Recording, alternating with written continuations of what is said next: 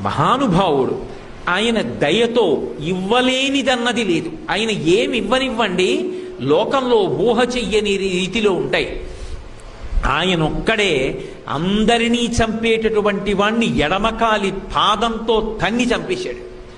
అంతకుడు అంటే అందరి ప్రాణాలు యమధర్మరాజు గారు తీస్తారు. యమధర్మరాజు గారి పేరు చెప్తే అందరూ భయపడతారు. కానీ మార్కండేయుడు శివలింగాన్ని కౌగలించుకొని నన్ను ఇప్పుడు నువ్వేం చేస్తావు అని అనలేదు. ఆయన ఓ మాట అన్నాడు, చంద్రశేఖరమాశ్రయే మమ కింకరిష్యతి వయ్యమహ అన్నాడు. నేను పరమశివుణ్ణి పట్టుకుని ఉండగా ఓ యముడా నువ్వేం చేస్తావురా అన్నాడు. ఆయనకి కోపం వచ్చింది.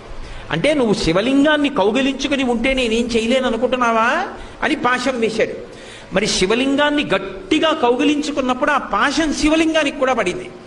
పడేటప్పటికి చూశాడు శంకరుడు, నన్ను నమ్ముకుని నన్ను పట్టుకుని నేనుండగా నువ్వు ఏమీ చేయలేవంటుండగా పాశం వేస్తావా?